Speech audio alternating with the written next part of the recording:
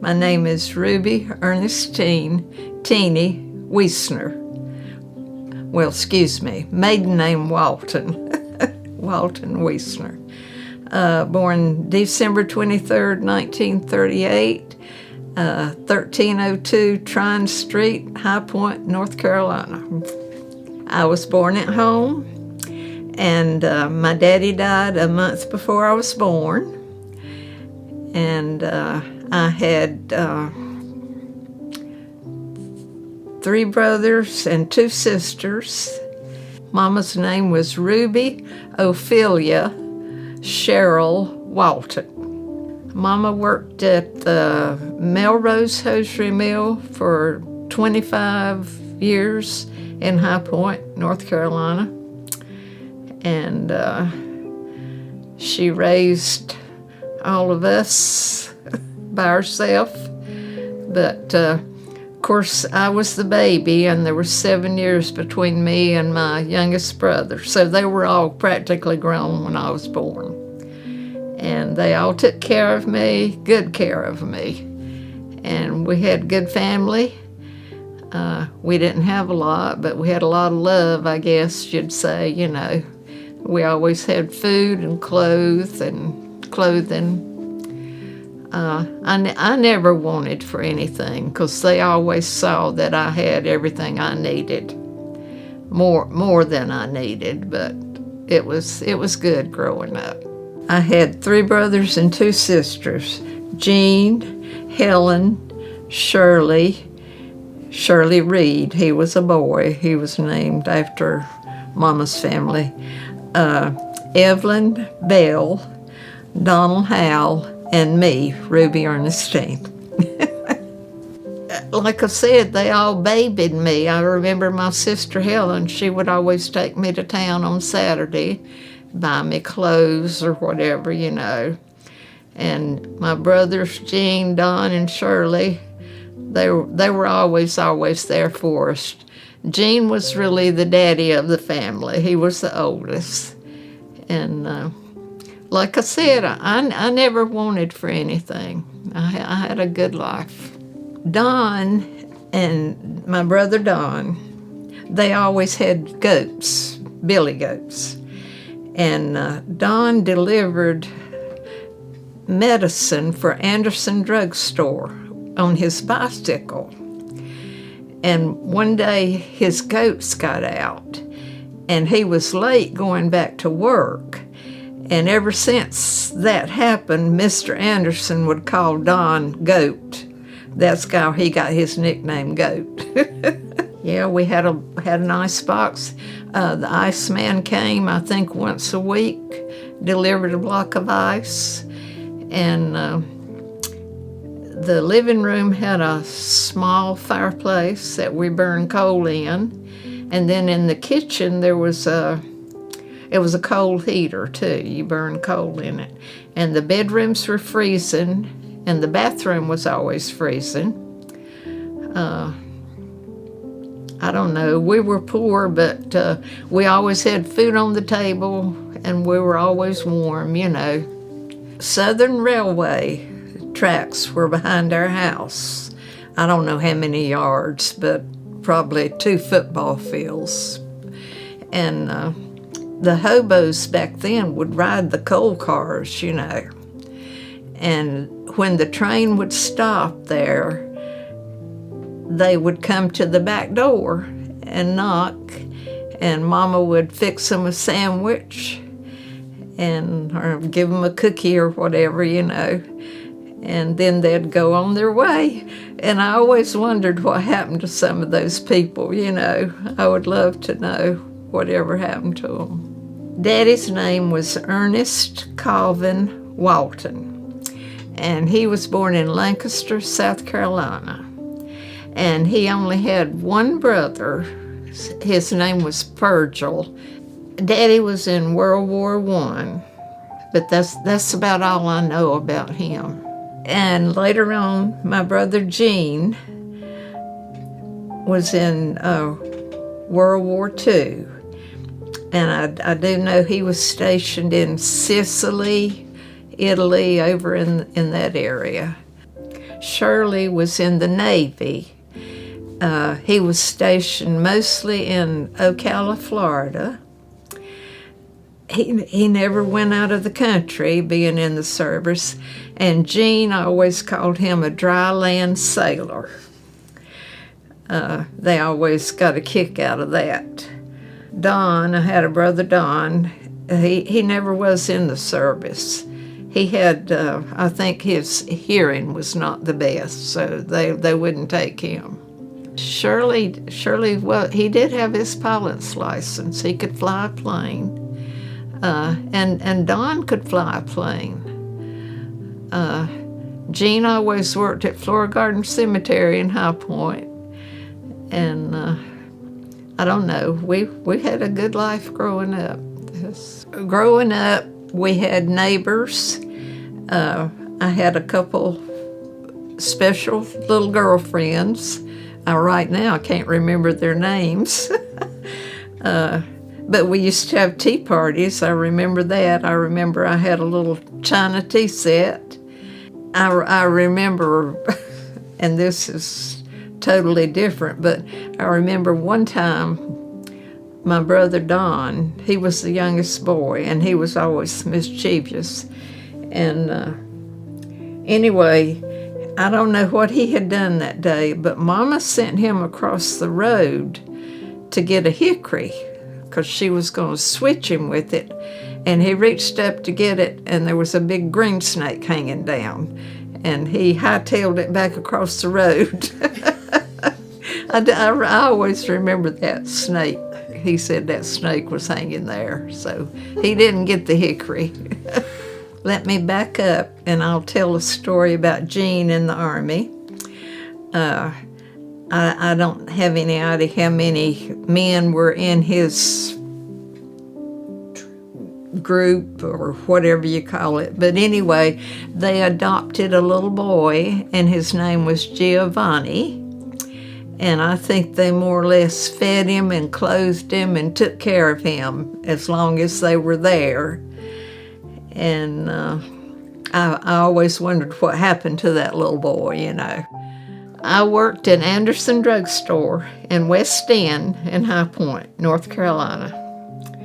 And Milton's dad run a beer joint sandwich shop a couple doors down from the drugstore. And Milton's dad would come up to the drugstore a lot and get a drink or a milkshake or whatever. And he told me that he had a son. And so anyway, one day Milton came into the drugstore, and he was over there looking at the magazines, but he was really looking at me. He was looking. I could see him holding the magazine down looking. And he asked me out. And that's how it all started. I guess you could say it was almost love at first sight. I think he said it was for him. I'm not sure it was for me, but oh yeah. First date, yeah, and then we got married on October the 4th, 1957 at Hilliard Memorial Baptist Church in High Point. And then on August the 16th, 1959, Crystal was born in Abilene, Texas. Milton was in the Air Force. And we were there for 4 years, 3 or 4 years. How did he propose? I think he just said, "You want to get married?" We would sometimes go to bed and wake up maybe at 12 o'clock and decide we were hungry and get up and make a Chef Boyardee pizza and put our own hamburger and all on it. And it was always good. We lived in Texas, and we had a parakeet. And I don't remember the parakeet's name. But he hopped up on Milton's shoulder one day and bit his ear, and Milton slapped that bird across the room. And I don't think it hurt him, But anyway, scared the bird, scared me. We just had really good friends down there, and I worked at Sears on Sales Boulevard in Abilene. And we met some really good friends that I still stay in touch with them every now and then.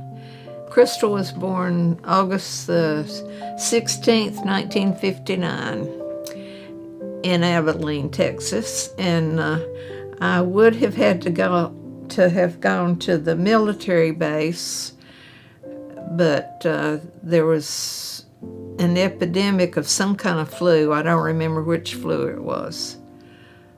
So I got to go to it was Hedrick Memorial Hospital, and that's where she was born. Crystal was breech, and I think it was maybe 2 weeks before she was due, we had an accident on Sales Boulevard in Abilene. This lady came across the boulevard and hit us in the front fender and gave a big jolt.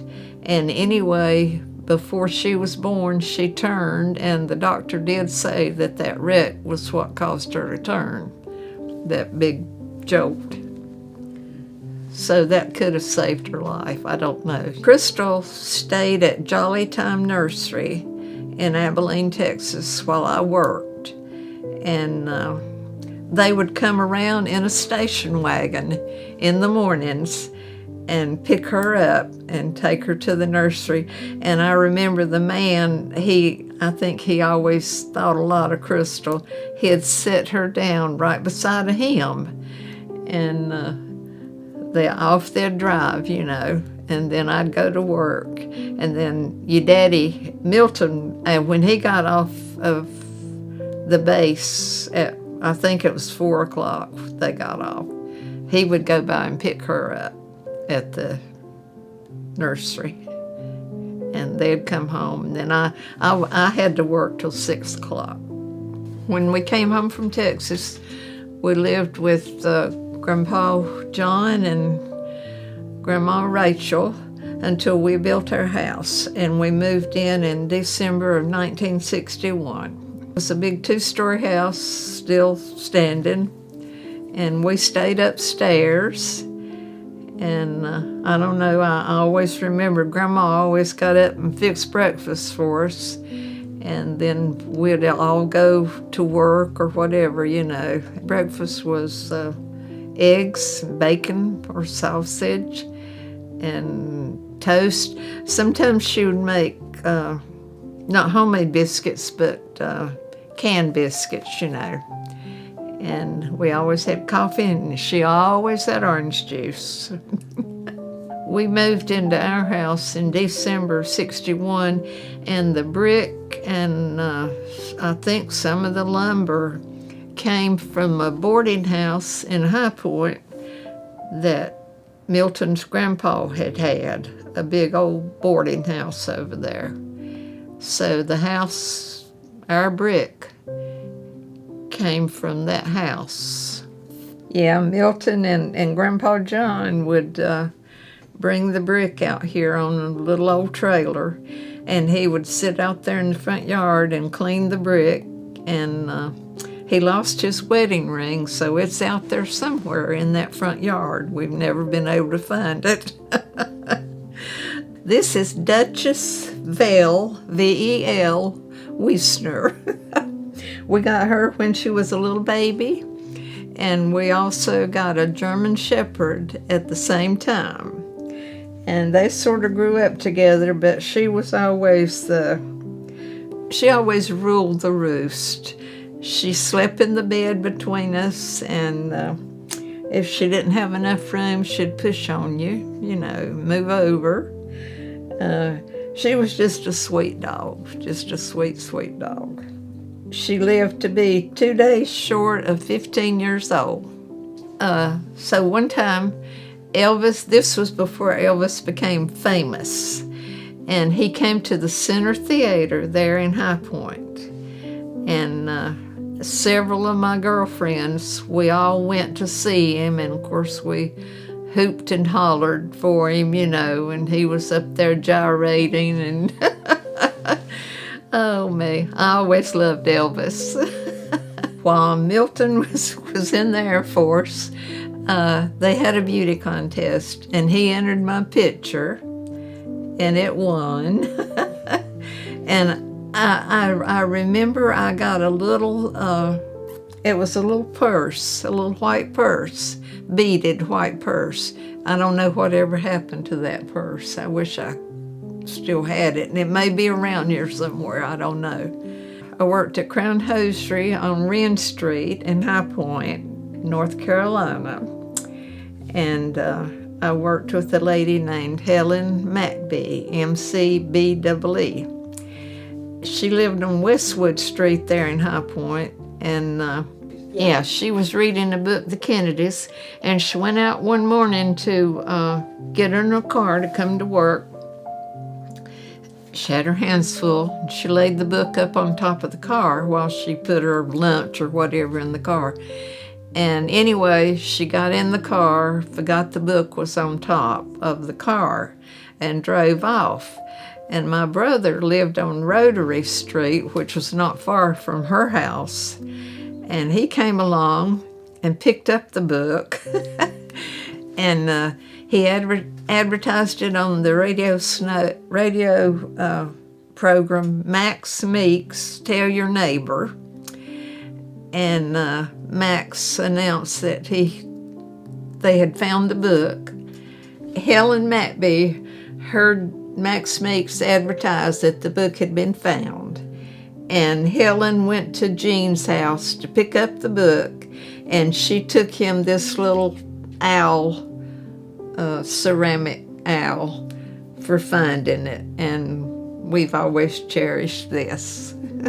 I gave Gene a tie at Christmas, which was what I usually gave him at Christmas, and it was hideous colors, yellow and red stripe, I think, and he wore that tie every year at Christmas for years, I don't know. Milton did wear the tie every Christmas, and I still have the tie.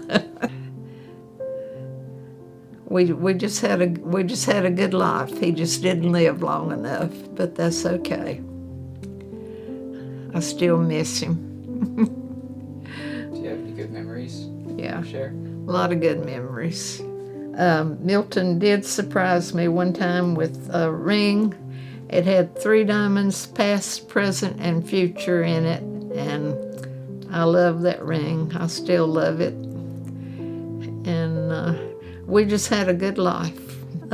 Being a parent to Crystal Lynn Wiesner. And when she was born, I did check all of her toes and everything to be sure she was perfect, and she was the perfect little baby. When I first saw her, I thought she was the ugliest little baby I had ever seen. She was so dark and red, and I don't know, that little scrunchy face. But, then as the nurse stood there and held her, and then when she handed her to me, she became beautiful. So, and I loved her, and I still love her. Crystal's making me say this, that I thought they had mixed up my baby with some maybe little black baby.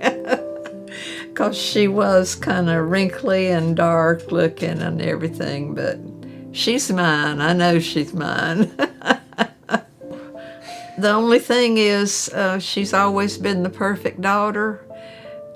She's always been there for me and her daddy, and I couldn't ask for a better daughter.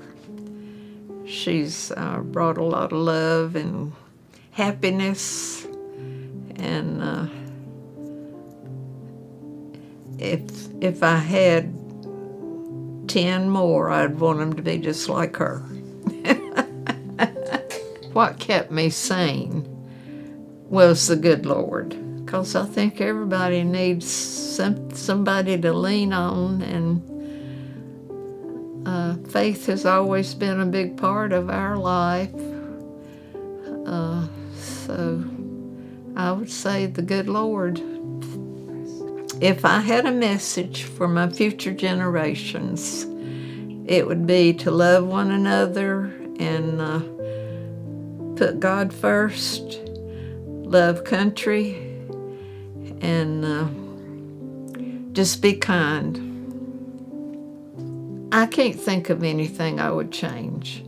I had a good life. I had a good husband, good daughter, good son-in-law, good granddaughter, good grandson, great-grandson. So I'm happy. My full name is Ruby Ernestine Teeny Walton Wiesner, and this has been my legacy. And I've had a good life, and I've had a good family, and I've got a wonderful great-grandson in McCoy Allen Winchell.